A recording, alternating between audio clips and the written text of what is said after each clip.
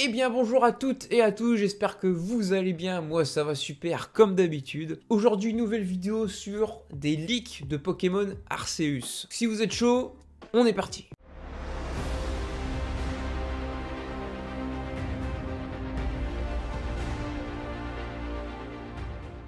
Ok, donc les gars, aujourd'hui on va voir toutes les nouvelles formes qui ont leaké. De la part de Monsieur Koura, je vous mets juste le screen à l'écran. C'est une dinguerie. Alors c'est à prendre avec des pincettes, bien évidemment, des très grosses pincettes, mais bon, ce mec-là a pour habitude de leak des trucs extrêmement justes, donc moi j'ai plutôt envie de le croire. Alors déjà on peut voir qu'il y a 7 nouvelles évolutions et 17 nouvelles formes. C'est un truc de taré. Donc on va commencer par les nouvelles formes. En nouvelle forme, on voit déjà Zoroa, Zoroark, là-dessus on n'a rien à dire, on le savait déjà. On a Canidos et Arcanin, que on savait déjà aussi, hein, Feu Roche, oui.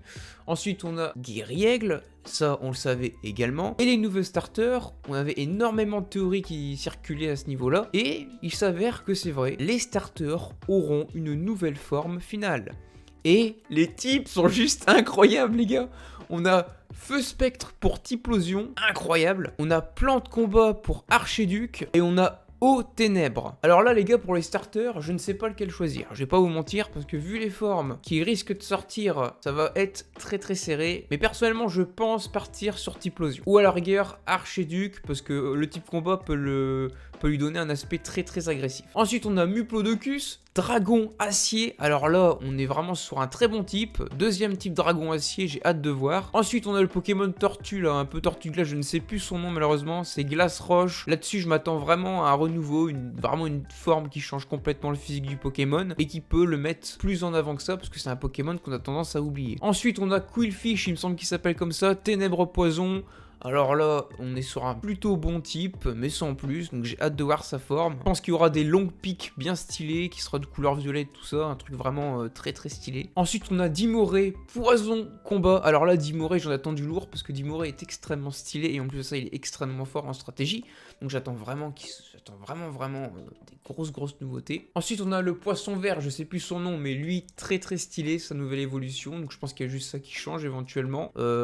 J'attends de voir, en fait, j'attends de voir. Ensuite, on a Voltorb et son évolution, ça on le savait déjà, ça vient d'être annoncé. Ensuite, on a le Pokémon de type plante, lui je sais plus son nom non plus malheureusement, j'ai tendance à oublier ces Pokémon, puisque c'est pas des Pokémon avec qui j'ai une réelle affection. Mais là encore une fois, on a le type combat qui ressort, plante combat, bon...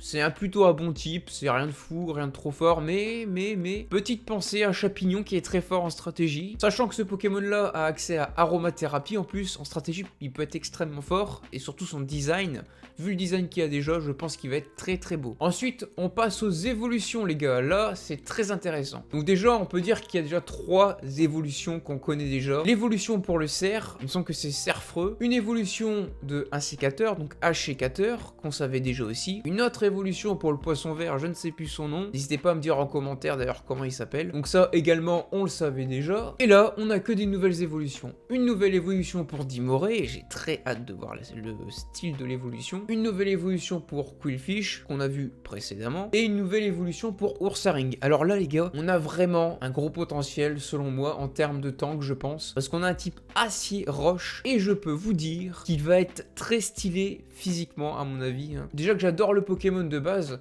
mais que je peux pas le jouer parce que j'ai pas spécialement envie de le jouer parce qu'il est pas très fort. Mais en soi le Poké est très stylé. Donc j'espère qu'ils en tireront que du positif. Et là c'est la grosse cerise sur le gâteau. Un nouveau gardien fait son apparition type fée et vol. Très équilibré comme type, très bon également. Donc là j'attends de voir parce que qui dit nouveau gardien dit aussi une nouvelle forme totémique.